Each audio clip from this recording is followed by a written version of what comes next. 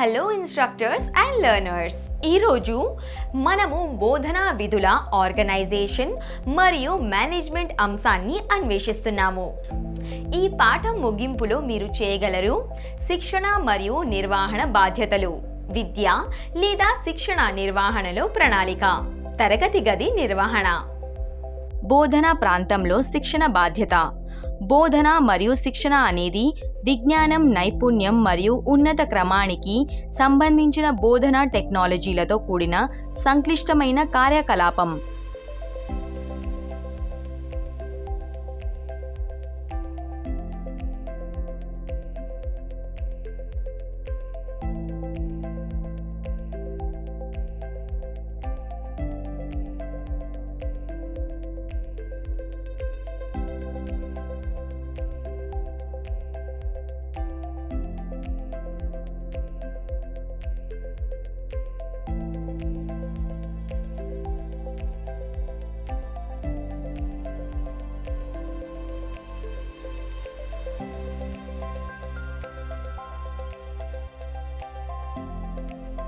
బోధనా ప్రాంతంలో నిర్వాహక బాధ్యత.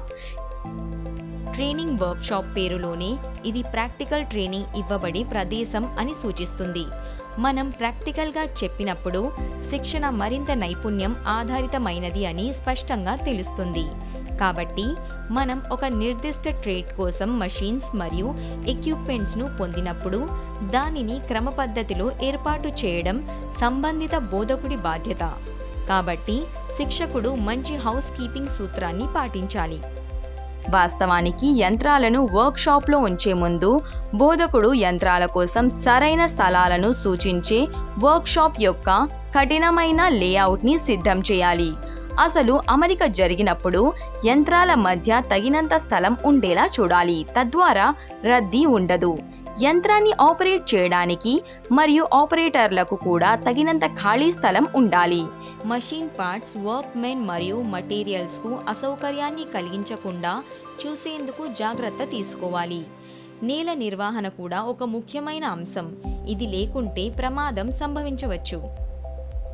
మెటీరియల్స్ని నిల్వ చేయడానికి సరైన సౌకర్యాలు ఉన్నాయో లేదో కూడా చూడాలి. వర్క్షాప్లో మెటీరియల్స్ని ఉంచినట్లయితే అది పనిచేయడానికి అసౌకర్యంగా ఉంటుంది.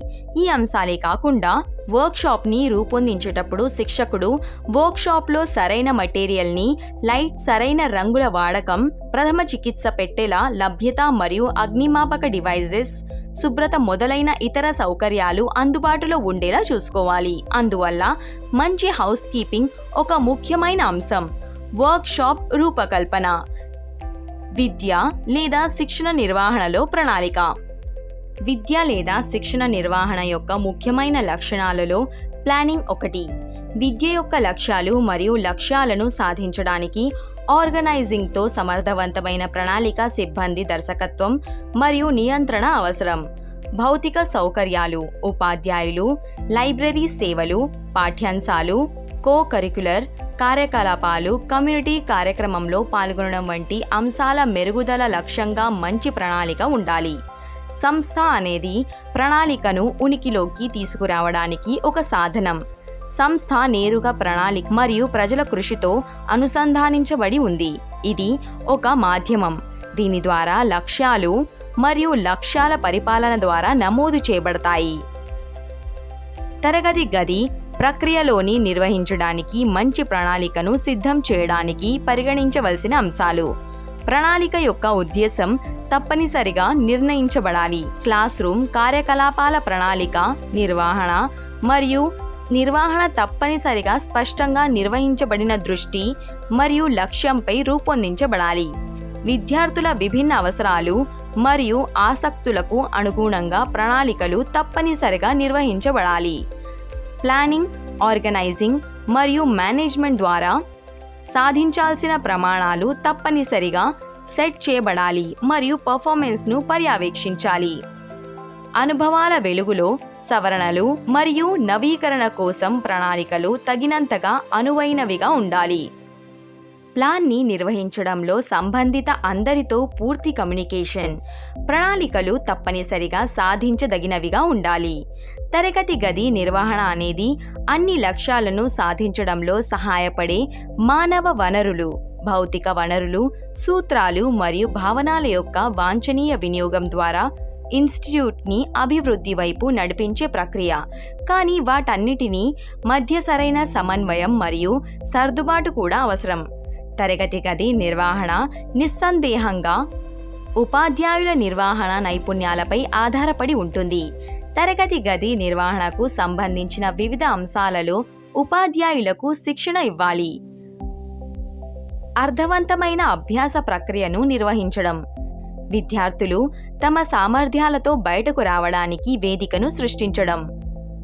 విద్యార్థులను తెలుసుకోవడం, విద్యార్థులను ప్రేరేపించడం, ప్రతి విద్యార్థి యొక్క విజయాన్ని అంచనా వేయడం, నేర్చుకోవడం మరియు ఇలాంటి వాటికి అనుకూలమైన ఉద్దీపన వాతావరణాన్ని సృష్టించడం.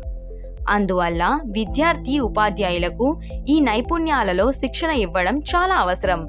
తద్వారా వారు సమర్థవంతమైన తరగతి గది నిర్వాహకులుగా మారగలరు. అంశం నిర్వచిస్తుంది శిక్షణ మరియు నిర్వహణ బాధ్యతలు. విద్య, శిక్షణ నిర్వహణలో ప్రణాళిక, తరగతి గది నిర్వహణ. మీరు ఈ అంశాన్ని అర్థం చేసుకున్నారని నేను ఆశిస్తున్నాను. తదుపరి వీడియోలో మనం కొత్త అంశాన్ని నేర్చుకుంటాము. అప్పటి వరకు జాగ్రత్త వహించండి.